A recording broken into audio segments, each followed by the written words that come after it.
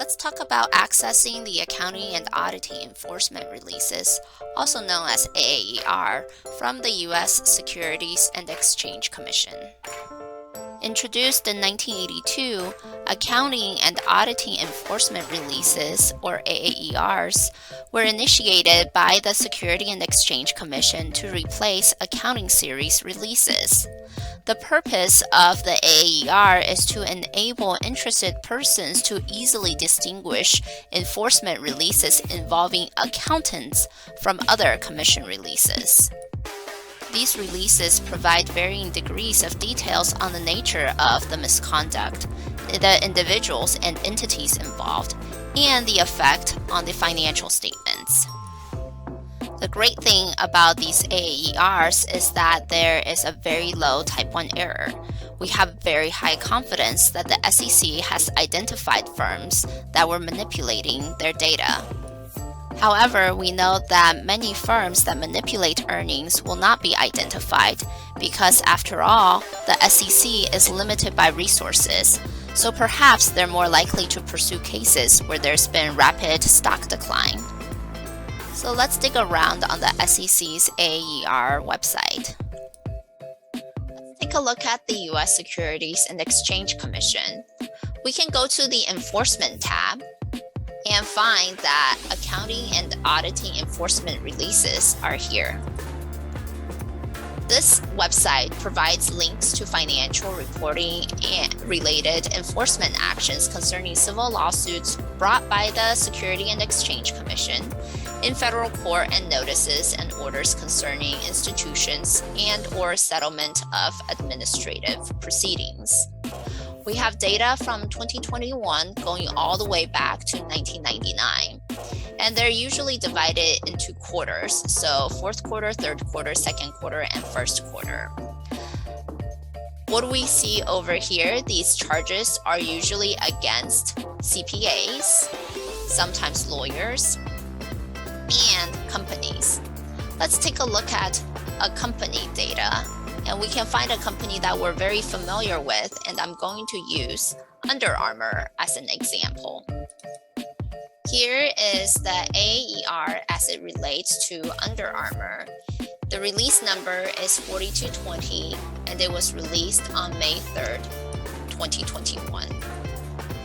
Part 1 says the Securities and Exchange Commission deems it appropriate that cease and desist proceedings be, and here are instituted pursuant to Section 8A of the Securities Act of 1933 and Section 21C of the Securities Exchange Act of 1934 against Under Armour. So let's think about exactly what happens. In Section 3, here are the findings presented by the Commission. First, we have a summary. Part 1. The matter concerns Under Armour's failure to disclose material information about its revenue management practices that rendered statements it made misleading. Since becoming a publicly traded company, Under Armour has emphasized its consistent revenue growth and regularly reported revenue and revenue growth that exceeded analysts' consensus estimates. For 26 consecutive quarters, beginning in the second quarter of 2010, Under Armour's reported year-over-year revenue growth exceeded 20%. And Under Armour repeatedly highlighted this growth streak in earnings call and earnings releases. So in Section 1, the SEC says that the Under Armour did not disclose material, which means very important information about its revenue management. As a result, Under Armour for 26 quarters has been beating what analysts expect its earnings per share may be, or revenues may be, and it reported growth over 20% for its year-over-year revenue.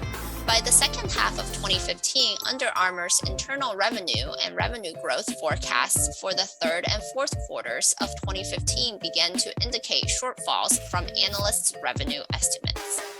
Concerned about the possible negative impact on the company's stock price that could result from missing these estimates, Under Armour sought to accelerate or pull forward existing orders that customers had requested to be shipped in future quarters that could be completed in the current quarter to close the gap between its internal forecasts and analysts' revenue estimates. To effectuate this, Under Armour typically asked customers to accept shipment of certain products in the current quarter that they had already ordered for delivery in the next quarter. So what does this say? Well, basically, by the second half of 2015, which is quarter 3 and quarter 4, the insiders in Under Armour realized that their internal revenue and what the analysts are estimating for their revenue are going to be completely different. In fact, their estimated revenue is going to be lower than what the analysts are expecting. And if it falls below analyst expectation, well, stock price will fall. So in order to prevent the stock price from falling, they decided, well, what are some strategies in which we can meet the analyst expectations? So what Under Armour decided to do was it contacted its customers and said, hey, could you accept delivery for products in this quarters for the ones that you order for the next quarter? So I know you order things for 2015 winter, but can you accept them in fall? So this way, Under Armour can book the revenue in the fall quarter instead of the winter quarter. So that's what it means to say to pull forward. For 6 consecutive quarters from the third quarter of 2015 through the fourth quarter of 2016, the relevant period, Under Armour used pull forwards to help it meet analysts' revenue estimates.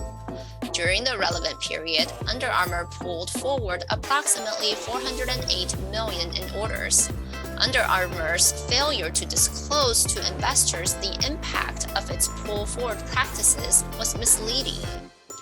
Without these pull forwards each quarter, Under Armour would have missed analysts' revenue estimates throughout the relevant period and would have missed its better than 20% revenue growth streak in the fourth quarter of 2015 and the third quarter of 2016.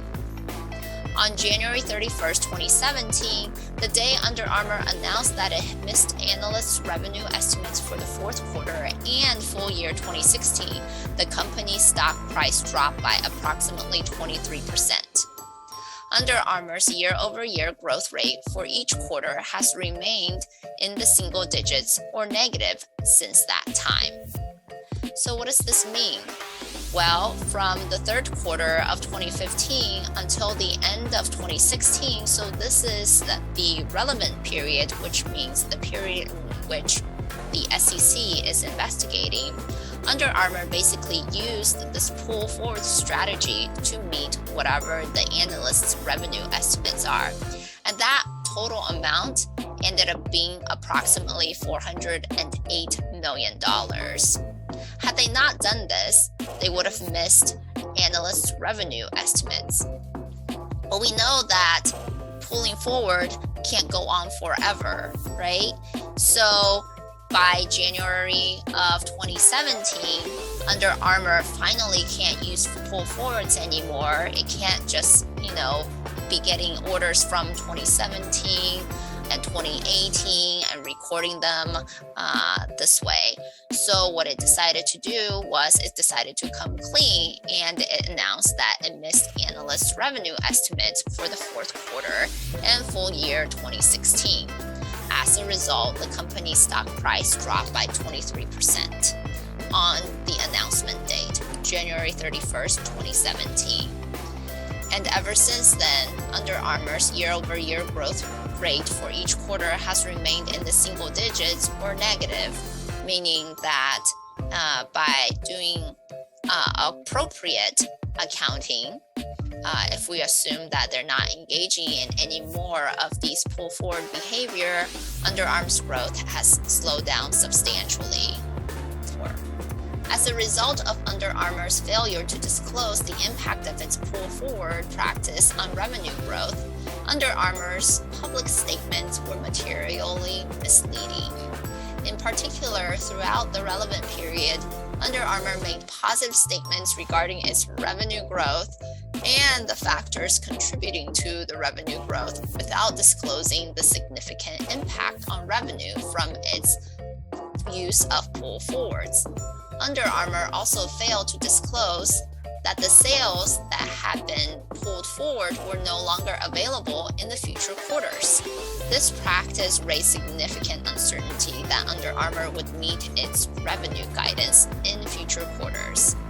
Basically, what this is saying is that without the use of pull forward in the future, Under Armour probably can't meet its earnings guidance and revenue guidance in the future. Part 5 says that as a result of such conduct, and as described in more detail below, Under Armour violated sections 17A2 and 17A3 of the Securities Act and section 13A of the Exchange Act and Rules, 13A1, 13A11, 13A13, and 12B20 thereunder. Now, we can see what happens in more detail below. So that was a summary, and then we have more details for each of the quarters. So it tells you what happens in third quarter of 2015, fourth quarter of 2015, first quarter of 2016, second quarter of 2016, third quarter of 2016, and finally fourth quarter of 2016. Remember, these are all part of the relevant periods. And then Under Armour's use of pull forwards was having or was reasonably expected to have an adverse impact on Under Armour's future revenues.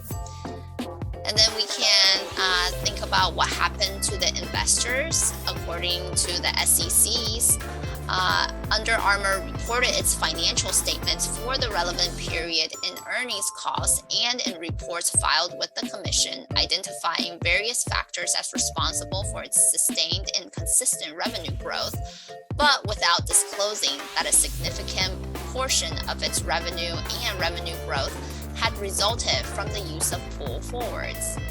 By failing to disclose this information during the relevant period, investors were left with a misleading impression of how Under Armour was meeting or beating analysts' revenue estimates.